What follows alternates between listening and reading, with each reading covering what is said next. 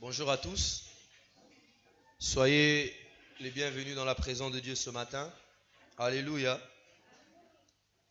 C'est plus qu'un plaisir d'être chaque jour dans la présence de Dieu, que ce soit chez nous à la maison, que ce soit ici à l'église. Vous savez, souvent je me demande comment quelqu'un, une personne qui prétend connaître Jésus, sans avoir un problème quelconque, décide de s'asseoir un dimanche matin à la maison pour quelque raison que ce soit qui ne soit pas valable.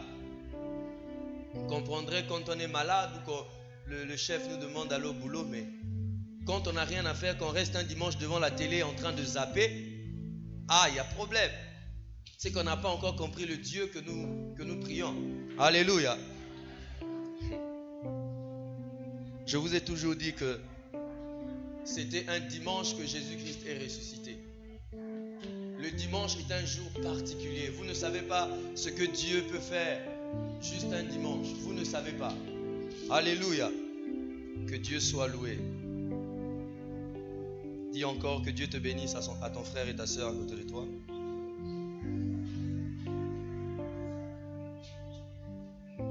Le 29 août 2005, il y a eu une catastrophe aux États-Unis. Il y a eu ce que plusieurs personnes savent, l'ouragan Katrina. Cet ouragan, lorsqu'il a soufflé dans l'état de la Louisiane, les dégâts étaient incroyables. La Bible dit que la ville de la Nouvelle-Orléans a été inondée à 80%. Les pertes matérielles s'élevaient à plus d'1 milliard de dollars. Des milliers de personnes étaient mortes. Beaucoup de personnes avaient perdu leur emploi à cause de cette catastrophe naturelle qui était cet ouragan qui s'est abattu sur cet état de la Louisiane.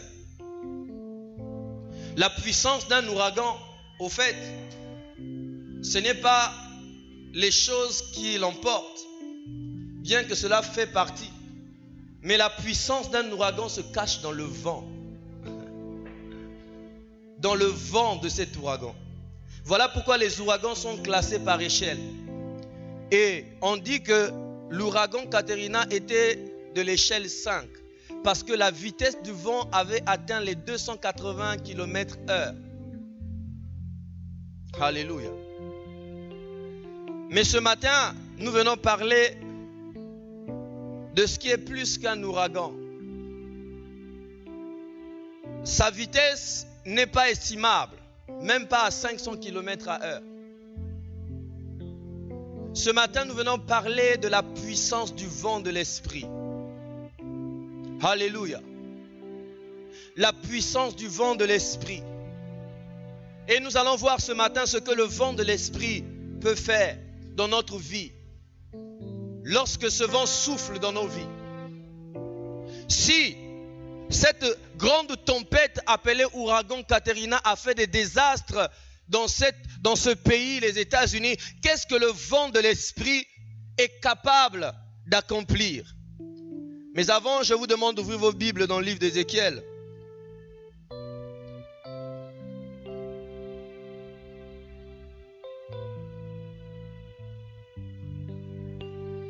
Ézéchiel 37.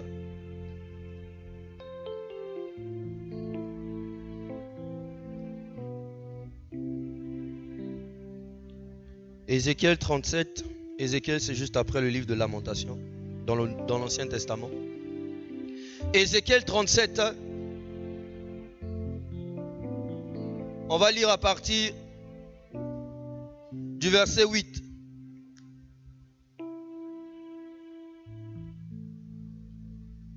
Ézéchiel 37, verset 8.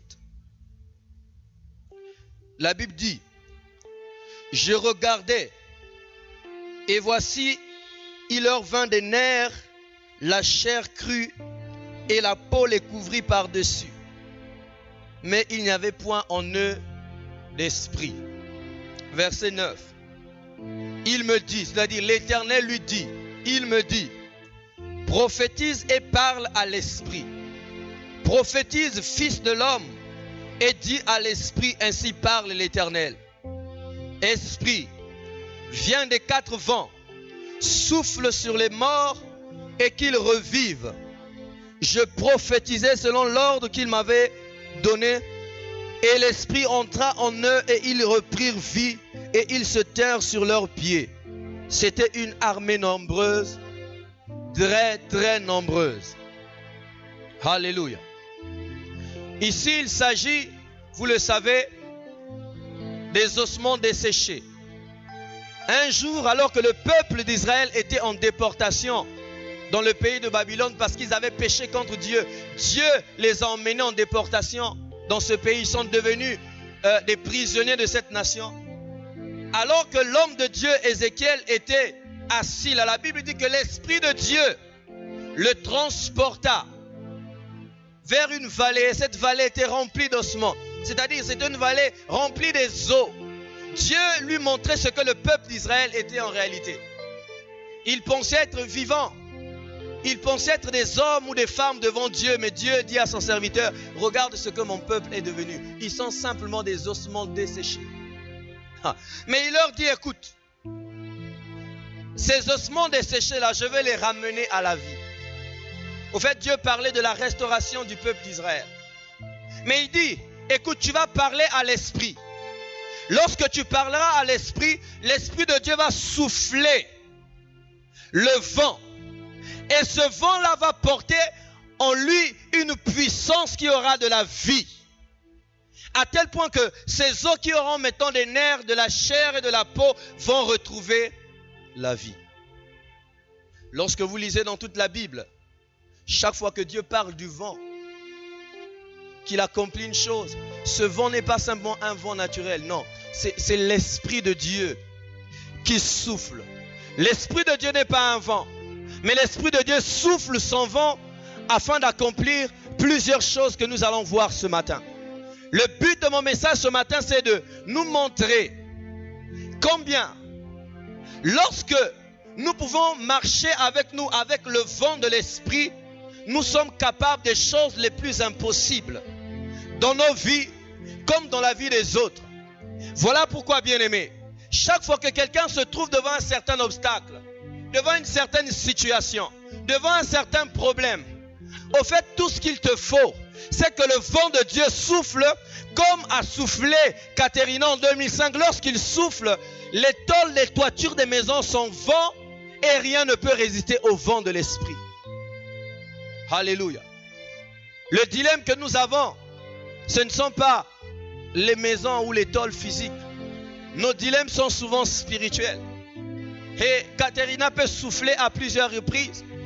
Même si les maisons vont partir, mais les démons ne partiront pas. Les problèmes ne partiront pas. Alors il faut faire souffler un ouragan plus puissant que cela. Première chose que le vent de Dieu peut faire. Exode 10, verset 13.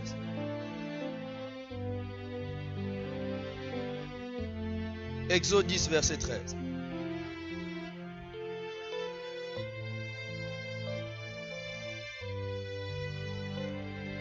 Le peuple d'Israël se trouve en Égypte, toujours sous esclavage.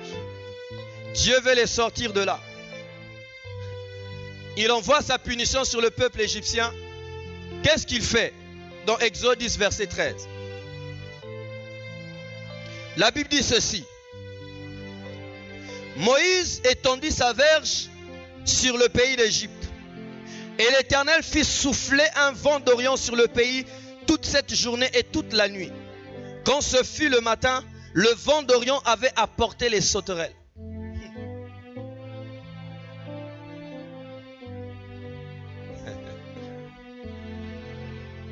Le vent que Dieu avait soufflé avait apporté des sauterelles sur le pays d'Égypte. Je voudrais vous dire ce matin, bien-aimés, vous savez, quand Dieu souffle les sauterelles, si nous sommes envahis ici par les sauterelles, lorsque les sauterelles partiront, il y aura un désastre total. Parce que les sauterelles bouffent les feuilles. Ils détruisent les plantes. La Bible dit que pour punir le peuple d'Égypte, Dieu a soufflé les sauterelles. Quelle leçon nous pouvons tirer de là? Qu'est-ce que le vent de l'esprit est capable de faire? Le vent de l'esprit, bien-aimé, lorsqu'il souffle dans votre vie, est capable d'emmener la punition contre vos ennemis. Quand vous avez des hommes, des puissances des ténèbres, des esprits malins, qui veulent vous assujettir, qui veulent vous garder dans un certain statu quo, qui veulent vous empêcher d'avancer, de sortir d'une dimension, aller à une autre dimension, le vent de l'esprit est capable d'infliger sur eux une punition qui n'arriveront pas à s'en sortir. Mais il faut qu'ils soufflent. Le peuple d'Égypte ne pouvait plus s'en sortir, à tel point qu'ils avaient appelé Moïse, s'il te plaît, viens. Viens. Quels sont tes ennemis? Vous savez, les démons sont des esprits. Et le mot esprit, esprit, en grec, si je ne me trompe, ou en hébreu, veut dire roua. Roua veut dire le vent. Le vent. Quand il y a des puissances de ténèbres qui se lèvent dans votre vie, qui vous bloquent quelque part, qui vous empêchent d'avancer dans un certain domaine, qui vous mettent un certain affront, tout ce que vous avez besoin, c'est que le vent de l'esprit souffle. Peu importe là où les hommes se sont rassemblés, ils ont déclaré des paroles contre vous. Ils ont pris des choses, ils ont enfermé, que sais-je? Si le vent de l'esprit descend seulement dans ces lieux, le vent de l'esprit va détruire tout ce qu'ils ont fait contre vous. Un jour, une fille était surprise. Cette fille n'avait que 17 ans. Elle était surprise de voir à la télé, sur une chaîne, il y avait un monsieur qui passait. Ce monsieur était un ex-sataniste. Cette fille l'avait connu quelques mois auparavant. Avait rencontré le monsieur l'avait abordé pendant plus d'un mois. Mais comme la fille était une fille qui craignait le Seigneur, une fille aussi pentecôtiste, remplie de la puissance du Saint-Esprit. Au fait, cet homme avait pour mission d'aller tuer cette fille. On lui avait envoyé comme mission d'aller le tuer. Écoutez-moi bien, le monsieur était représentant de l'Afrique centrale dans le domaine occulte. Ce que je vous dis se passe à Kinshasa. Les démons locaux n'avaient pas pu. Les sorciers de sa localité n'avaient pas pu. Alors on a fait dépêcher cet homme. Va, la mission c'est de tuer cette fille. Parce qu'elle nous dérange. La première tentative du monsieur était de l'aborder. La faire des avances. La fille ne voulait pas. Chaque fois qu'il approchait, la fille lui parlait de Jésus. La fille lui proclamait l'évangile. Mais lui, il avait d'autres objectifs que cela. Alors il a dit, bon, écoute, si on passe par ce moyen-là, ça ne va pas marcher. Il allait prendre le moyen le plus grand qu'ils utilisent dans le monde des ténèbres, selon lui-même. Le miroir. Il sort le miroir et quand il appelle ton nom, tu apparais. Il prend une sorte de fer ou que sais-je. Dès qu'il te frappe, tu meurs. Il a sorti le miroir. Il a commencé à incanter. Il a incanté et le visage de la fille est sorti. Alléluia. Le visage de la fille est sorti. Mais, lorsque le visage de la fille sort, il voit l'image de la fille en train de prier en langue. Dès qu'il a pris son truc, il a cogné sur le miroir. Il y a eu un retour, un vent puissant qui est sorti du miroir. Au lieu que son truc rentre par le miroir, mais il y a eu un retour de la puissance de Dieu du miroir jusque là où il était. Il y a eu un dégât total dans sa chambre noire. Il était obligé de se convertir. Il a fui dans une église. Et ce jour-là, il témoignait. La fille, elle était devant la télé en pleurs et disait, waouh, mais ce monsieur, la personne dont il parle, c'est moi. Le vent de l'esprit. Lorsque vous pouvez faire souffler le vent de l'esprit dans votre vie, bien-aimé, il accomplit des dégâts dans le camp de l'ennemi, ceux qui se lèvent contre vous. Peu importe leur nombre, peu importe, je ne sais pas leur taille, peu importe leur position dans le monde de ténèbres, je ne sais pas comment, mais quand le vent de l'esprit souffle, rien ne peut résister à ce vent dans le camp de l'ennemi. Alléluia. Exode 14, verset 21.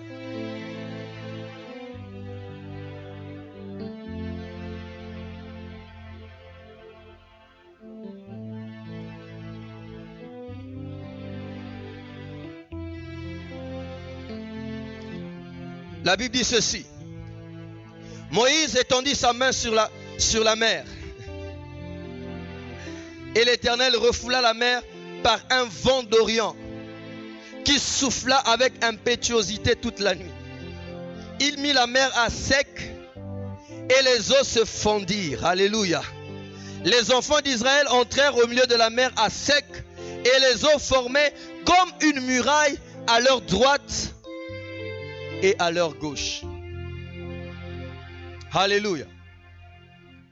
Lorsque Pharaon a reçu toutes les punitions de Dieu, il a dit non, ce peuple d'Israël, si je les garde ici, ils sont en train de me chercher les problèmes. Chassez-les, chassons-les. Ils ont chassé le peuple. Le peuple d'Israël prend une route. Cette route les emmène devant un obstacle. Cet obstacle, bien aimé, ce n'est pas la rivière de la Loya. Hein? Ce n'est pas le mar d'eau que nous voyons dans la ville lorsqu'il pleut. Mais c'est la mer Rouge. Qui connaît les profondeurs de la mer Rouge? Ils sont devant la mer Rouge. La Bible dit que lorsqu'ils sont tournés derrière eux, Pharaon a décidé de les poursuivre encore. Alors Pharaon prend toute son armée, il se met à leur poursuite. Le peuple d'Israël commence à trembler. Où est-ce que nous irons? La Bible dit que Moïse est allé chercher la face de Dieu. Dieu lui a dit, écoute, étends ta verge, tu verras. Lorsqu'il a étendu sa verge, son bâton sur la mer Rouge, Dieu a commencé à souffler. Le vent de l'esprit a commencé à souffler. La Bible dit que la mer a commencé à se partager en deux. Vous savez, je vais vous dire une chose, bien aimée. Sur la mer, il y a des vents qui soufflent. Souvent. Les vagues sont souvent produites par le vent. Mais ce vent n'arrive jamais à séparer la mer. Sur la mer, il y a souvent ceux qui suivent les informations. Il y a quelque chose qu'on appelle la dorsale médio-atlantique. C'est une sorte de faille sous la mer qui s'ouvre. Mais malgré ça, malgré cette faille, l'eau n'arrive jamais à entrer à tel point qu'il forme une route. Mais la Bible dit que Dieu a commencé à souffler. Le vent de l'esprit a commencé à souffler. L'obstacle était là. Mais ce que Moïse avait, il avait le Dieu qui était capable de souffler pour que l'eau s'ouvre. L'eau a commencé à s'ouvrir. Vous pouvez me dire, qui d'entre vous ici a déjà vu le sous-sol de la mer? Mais le peuple d'Israël commençait à voir l'eau s'ouvrir. Il y avait une muraille qui montait à leur gauche, une autre muraille à leur droite. Ils pouvaient voir les poissons dans l'eau nager. L'obstacle devant eux s'est ouvert et ils ont commencé à marcher. Ils n'ont pas pris des pirogues, bien aimés. Ils ne se sont pas envolés, mais ils ont marché à pied ferme sur le sec de la mer. À cause ou grâce au vent de l'esprit. Alors dis-moi ce matin, quel est l'obstacle qui se tient devant toi? Est-ce que tu sens que tu veux passer de l'autre côté, mais il y a quelque chose qui se tient devant toi qui te dit tu ne passeras pas? Est-ce que tu sens que tu veux aller à une dimension supérieure, mais il y a quelque chose qui semble te retenir le pied ou encore le corps, tu te dis non, ça, tu n'iras pas. Qu'est-ce qui est en train de te freiner, bien-aimé? Qu'est-ce qui est en train de t'empêcher d'aller de l'autre côté? Là où Dieu t'attend, là où ta grâce que Dieu t'a accordée t'attend. Dieu te dit ce matin, si tu fais simplement déclencher le vent de l'esprit, cet obstacle-là va quitter sur ton chemin, tu passeras à pied ferme. Alléluia. Tout ce dont nous avons besoin, c'est le vent. Je vais te poser la question ce matin. Est-ce que tu peux souffler? Tu peux faire déclencher le vent de l'esprit? Est-ce que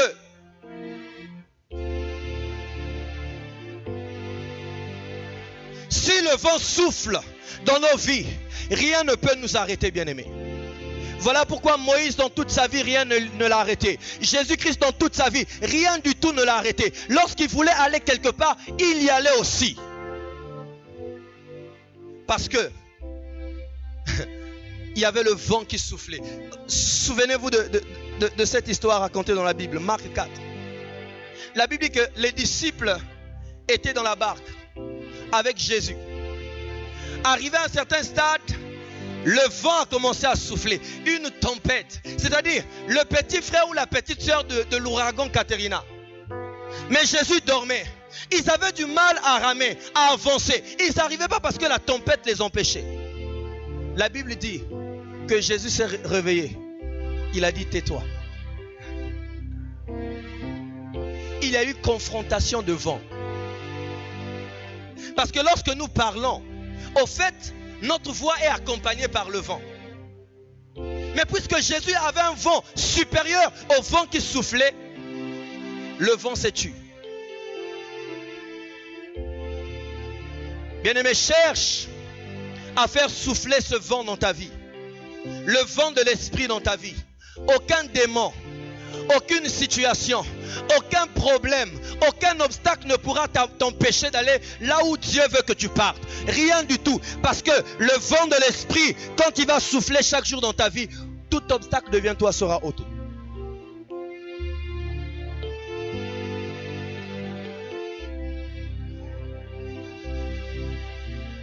Mais remarquez avec moi une chose. C'est que Jésus a dit, Dieu a dit à Moïse, lève ta verge. Alléluia. Le vent, c'est l'Esprit de Dieu qui le souffle. Mais celui qui le déclenchera, c'est toi. Ce n'est pas quelqu'un d'autre. Le vent est prêt à souffler. Tout ce que Dieu attend, c'est que toi, tu le déclenches. Et on va voir tout à l'heure comment déclencher le vent de l'Esprit dans votre vie. Troisièmement, troisième chose que le vent de l'Esprit est capable de faire. Nombre 11.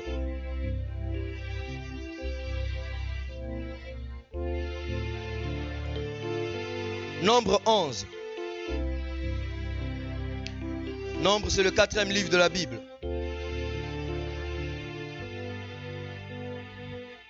Nombre 11. Commençons du verset 4 au verset 5. La Bible dit: le ramassis des gens qui se trouvaient au milieu d'Israël fut saisi de convoitise.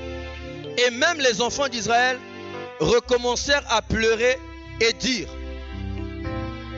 qui nous donnera de la viande à manger? Nous nous souvenons des poissons que nous mangeons en Égypte et qui nous coûtaient rien. Les concombres, des melons, des poireaux, des oignons et des aules. On va au verset 12 à 13.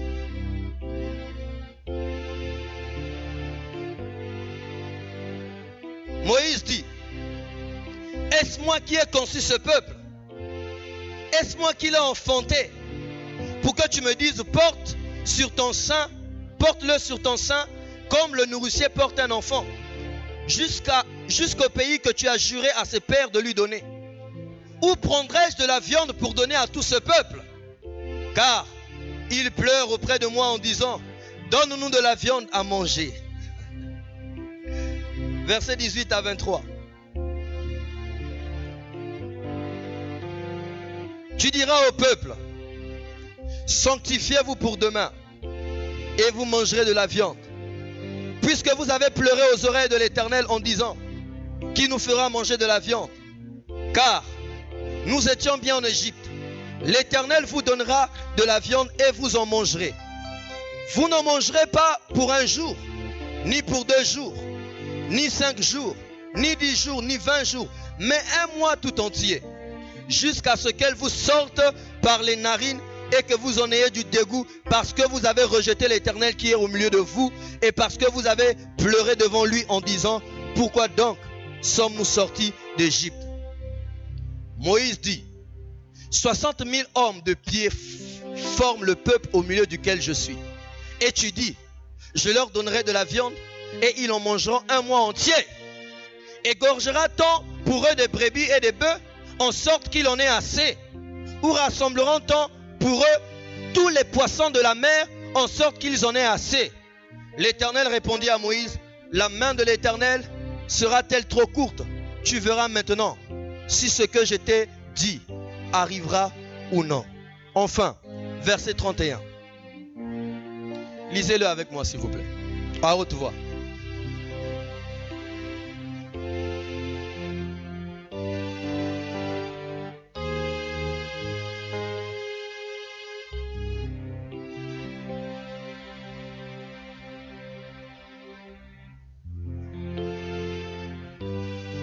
Alléluia. L'Éternel fit souffler un vent. Ils avaient besoin de la viande. Le peuple d'Israël venait de sortir du pays d'Égypte. Ils arrivent dans le désert. Dieu leur donne la manne. La manne n'était pas une nourriture comme celle de tous les jours. C'était une nourriture que personne n'avait jamais vue. À tel point que la manne veut dire qu'est-ce que c'est. Ils ne savaient pas ce que c'était. C'était juste une rosée qui tombait du ciel. Et lorsque ça arrivait sur la terre, ça devenait comme une sorte de gâteau. Ça avait un goût de gâteau. Mais à un moment donné, ils ont eu le désir de la viande. Ils ont commencé à dire, ah, ce Dieu-là, il nous a emmenés là, il nous donne de la manne alors qu'en Égypte on mangeait de la viande. On dirait qu'il ne peut pas nous donner de la viande. Alléluia. Dieu leur dit, bon, d'accord. Je vais vous donner de la viande. Vous savez, c'est l'une des fois où on voit même Moïse se poser la question si c'était possible que Dieu fasse quelque chose. Dieu lui dit, tu vas voir ce que je vais faire. Je vais vous donner de la viande, mais vous n'en mangerez pas seulement pour 1 jour, 2 ou 5 jours. Vous en mangerez pour 1 mois. Et ça va tellement vous sortir des narines que vous en aurez le dégoût. Je ne sais pas si cela vous est déjà arrivé. Il y a des choses que même chez moi à la maison, que ma femme me prépare à un moment donné, je lui dis ça, je ne veux plus voir ça à la maison. Parce que quand je mets dans ma bouche, j'ai maintenant de la nausée parce que j'en ai trop mangé. Dieu leur a dit, c'est ce qu'on va faire. Il a commencé à souffler le vent. Le vent emmenait de la caille. La caille, les cailles, ce sont des oiseaux. Des oiseaux, si vous lisez votre dictionnaire, on vous dira, ces oiseaux volent au fait par l'effet du vent. Ils suivent là où le vent part.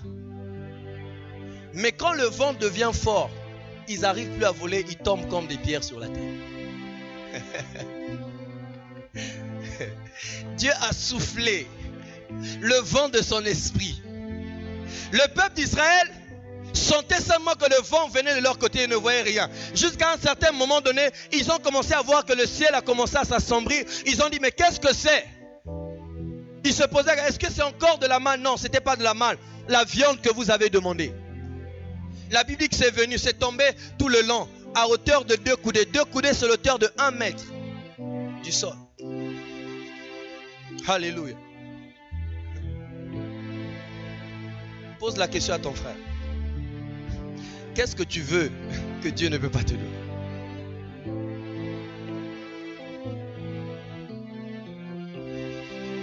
Quelle est la chose que tu cherches tant? Dieu est capable de nous donner ce dont nous avons besoin. Et même parfois pour nous montrer qu'il est grand, il peut nous donner ce que nous avons envie. 2 choses que Dieu voulait montrer à son peuple ici. Qu'il est capable de nous donner tout ce qu'il nous faut, tout ce que nous avons besoin et nous le donner en abondance. Au-delà même de ce que nous demandons. Qu'est-ce que tu veux? Le vent de l'esprit peut souffler quelque part, même là où tu n'es pas. Laissez-moi vous dire une chose. On m'a parlé d'un serviteur de Dieu au Nigeria. Cet homme de Dieu, les gens jaloux de lui, on l'a pris. Vous savez, comme au Nigeria, il y a le système d'affectation. Quand tu viens dans une église, ça commence à grandir. Et puis on dit, bon, on l'enlève de là. On l'envoie quelque part pour entre guillemets, le punir. On a pris cet homme de Dieu. On l'a envoyé dans une sorte de village. Il est arrivé là. Pas de salaire, rien du tout. Ça a commencé à chauffer. La femme a commencé à grincer. Et là, il a dit, bon, d'accord, je vais chercher le vent. Je vais chercher Dieu. Qu'il souffle le vent de l'esprit. Alléluia. Il allait se mettre à genoux, il a commencé à prier le Seigneur. Il a commencé à prier Dieu. Il a commencé à prier Dieu. Et Dieu a commencé à souffler. Vous savez où est-ce que Dieu a soufflé? Dieu n'a pas soufflé dans son pays. Dieu a soufflé loin de son pays, aux États-Unis. Dieu a réveillé quelqu'un au milieu de la nuit. Le monsieur là, c'était un homme d'affaires chrétien. Il lui a réveillé, il lui a donné le nom du pasteur, le numéro de téléphone du pasteur, le village où le pasteur se trouvait. Il lui a dit, je veux que tu envoies à cet homme de l'argent parce qu'il en a besoin. Le pasteur était là le matin, il reçoit un coup de fil qui vient des États-Unis. Il est étonné, on l'appelle pasteur un tel. Mais qui est, je suis un tel, voilà ce qui s'est passé dans la nuit. Dieu me dit de t'envoyer ça et chaque mois je te soutiendrai, je t'enverrai tant. Ça. Vous pouvez avoir une tête à 3 étages. Vous pouvez faire, je ne sais pas, des collectes de fonds partout. Ça ne viendra que par le vent de l'esprit lorsqu'il souffle dans vos vies. Alors, bien-aimés, je suis venu nous dire à chacun de nous ce matin, cherchant à faire souffler le vent de l'esprit, que nous soyons des hommes et des femmes capables d'être ceux qui font déclencher le vent de l'esprit dans nos vies. Alléluia. Le vent de l'esprit. Le vent de l'esprit. J'ai un ami pasteur qui dit souvent, un jour on lui a posé la question, il avait quelque chose, on lui a posé la question, dis-moi à combien tu as acheté cette chose? Il a répondu à la personne, tu sais, ce n'est pas le fait d'avoir quelque chose qui veut dire que je connais le prix de la chose. Alléluia. Ce n'est pas le fait d'avoir quelque chose qui veut dire que je connais le prix de la chose. Je peux avoir quelque chose, mais je ne connais pas le prix. Pourquoi? Parce que c'est le vent qui l'a emmené. Le vent de l'esprit qui a soufflé. Je ne sais pas d'où ça vient, mais le vent l'a emmené vers moi. Alléluia. Je n'ai pas besoin de connaître le prix. Je peux seulement être assis, mais quand le vent va souffler, quelqu'un viendra toquer à ta porte. Mon frère, ma soeur, Dieu m'a mis à cœur de te donner ceci. Tu ne connais même pas le prix. Parce que c'est le vent. C'est le vent qui l'emmène jusqu'à chez toi. Alléluia. Tu peux manquer de l'argent, bien-aimé. Tu peux manquer de tout. Quand tu as des besoins, il te suffit d'être capable, d'être en mesure de faire déclencher le vent de l'esprit. Peu importe là où la chose se trouve. Elle viendra jusqu'à toi. La semaine passée, lorsque nous avons fini le culte, une sœur est venue me voir. Dit, pasteur, je voudrais donner quelque chose pour la construction de la salle de l'Écodie. J'ai dit, ok. Il me dit, bon pasteur, comme je n'ai pas les moyens sur moi ici, je vais appeler ma mère qui est en RDC, comme c'est elle qui gère mes comptes là-bas, je vais lui donner ton nom, tout ça, elle va envoyer l'argent. J'ai dit, il n'y a pas de problème, fais tout ce que tu veux. Et elle m'a dit, pasteur, je t'appelle demain matin. Demain, c'était le lundi.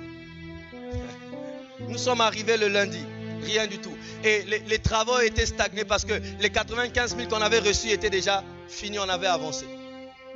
On est arrivé mercredi. Je savais que le mardi, elle devait voyager et qu'elle devait rentrer le vendredi pour revoyager le samedi. On est arrivé lundi, la journée passée, elle n'a pas appelé. Je ne l'ai pas aussi appelé, bien que j'avais son numéro de téléphone. Mardi, elle est partie, elle n'a pas appelé. Le vendredi, elle est retournée ici, elle n'a pas appelé. Le samedi, rien du tout. Mais le vendredi, j'ai dit, Seigneur, les travaux là doivent continuer. Le vent doit souffler. Alors je sortais de l'église ici, je partais, j'arrivais à la maison, c'est elle qui m'appelle, me dit, pasteur, je suis à l'aéroport, là, dans quelques minutes, je prends le vol, je me suis souvenu que je devais donner l'argent. Est-ce que tu peux envoyer quelqu'un venir le prendre? Le vent est capable de faire appeler même ce que quelqu'un a oublié. Le vent, bien-aimé, le vent de l'esprit, recherchant de faire souffler, d'être capable de faire souffler ce vent dans nos vies. Alléluia.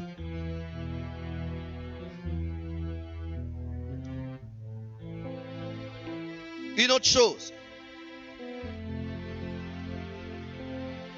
Genèse 41. Versets 29 à 36.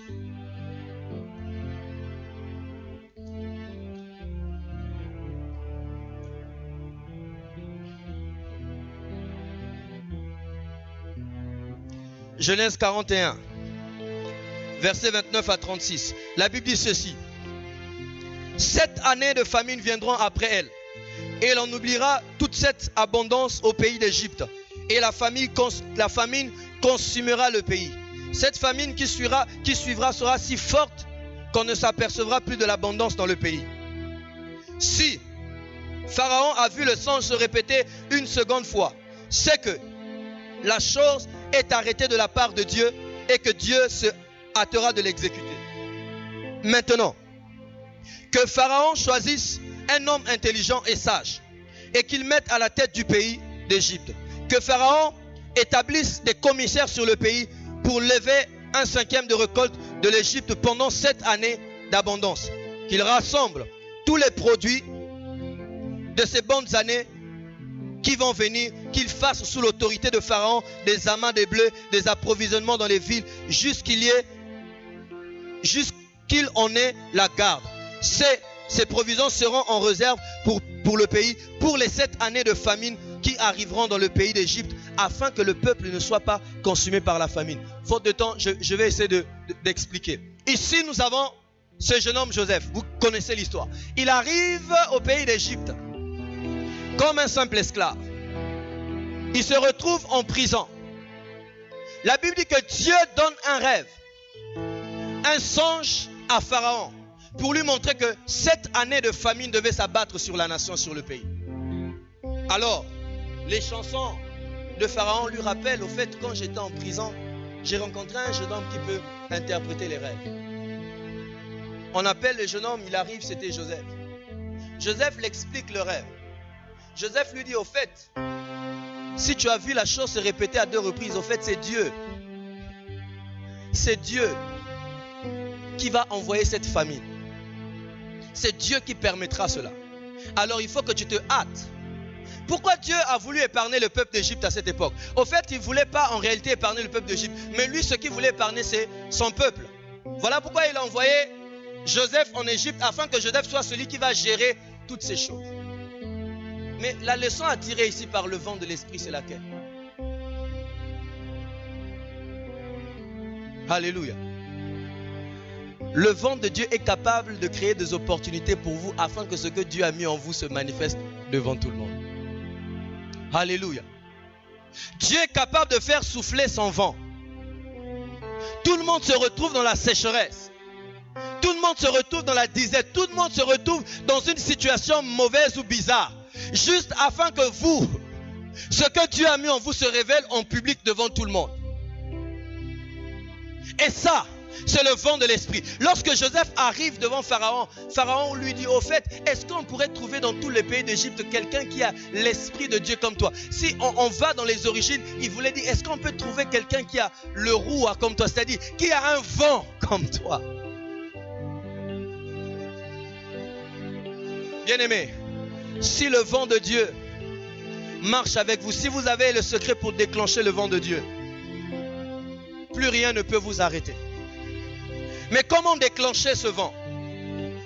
Il y a 2 choses que nous voyons avec Moïse ou comme avec Ézéchiel pour déclencher ce vent. La première chose, bien-aimés, il faut que vous-même, que vous ayez ce vent soufflant dans votre vie. Alléluia. Allons dans Actes des Apôtres, le chapitre 2. Actes des Apôtres. Le chapitre 2.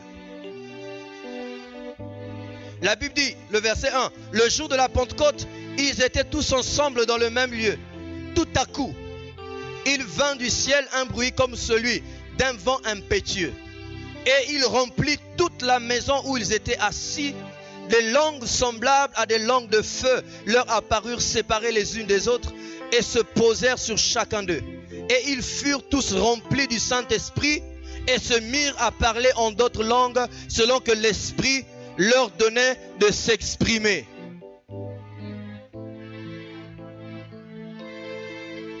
Si Moïse pouvait déclencher le vent de l'Esprit, c'est parce que l'Esprit de Dieu était sur lui. Si tu veux être un homme, une femme qui déclenche le vent de l'Esprit avec puissance dans ta vie, tu as besoin que ce vent descende d'abord dans ta propre vie. Y a-t-il des gens ici qui ont déjà suivi le film X-Men? X-Men. Déjà? Il y a une fille là-dedans qu'on appelle Tornade, c'est ça? Vous voyez cette fille? Elle peut créer des tornades elle-même, elle est une tornade à la fois. Alléluia. Pour pour déclencher le vent de l'esprit, il faut que toi-même que tu aies ce vent. Comme Jésus ce jour-là devant la tempête, il avait le vent de Dieu. Lorsqu'il a dit tais-toi, le vent est sorti au travers de lui. Mais si tu n'es pas rempli du Saint-Esprit, il te sera difficile de souffler ce vent. Tu vas souffler, mais ce vent sera tellement petit, même pas une tempête. Alléluia. Alors, je viens nous conduire, bien-aimés, ce matin, à rechercher l'effusion de l'Esprit, à rechercher le baptême du Saint-Esprit. Si tu ne l'es pas, si tu l'es déjà, à rechercher la plénitude du Saint-Esprit, jour après jour. Et lorsque tu as le baptême du Saint-Esprit, où tu as la puissance de Dieu au-dedans de toi, quand tu fais la deuxième chose consiste à déclarer, comme Ézéchiel a fait, il a prophétisé. Et le vent a commencé à souffler. Le vent de Dieu se manifeste, bien aimé. Sa puissance se manifeste dans nos paroles. Tu dis à un démon, va-t'en, il s'en va. Tu dis à une situation, je te donne 2 heures, c'est fini, il s'en va. Laissez-moi vous raconter une histoire. Vous savez, quand le vent de Dieu, la puissance de Dieu est sur vous, cet impact n'est pas seulement dans le domaine spirituel, même sur les hommes. Un jour, une banque a osé faire une publicité. Ça se passe en Corée du Sud. Dans cette publicité, il montrait une femme nue. Et il s'avérait que cette banque avait beaucoup de clients d'une église pentecôtiste. Et le pasteur était un homme d'esprit. Yongishu. Lui aussi, il est passé à la télé. Il a dit, je vous donne 48 heures. Si vous n'enlevez pas cette publicité, je vais ordonner. Il dit bien, je vais ordonner à tous les membres de mon église qui ont un compte en banque là de sortir de votre banque. Il n'avait pas besoin de 48 heures, bien aimé. Dans les 3 minutes qui suivaient, la publicité ne passait pas. Pourquoi? Parce qu'il a de l'autorité. Cette autorité ne lui est pas donnée par sa position, parce qu'il est premier ministre ou président. Non, cette autorité lui est donnée par la puissance de l'esprit qui peut faire souffler le vent dans sa vie. Alors recherche cela, bien aimé. Recherche cela.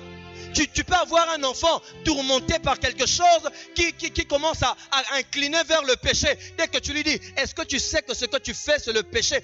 Ce qui viendra de toi, ce n'est pas toi, mais c'est le vent qui va souffler. Il va commencer à pleurer.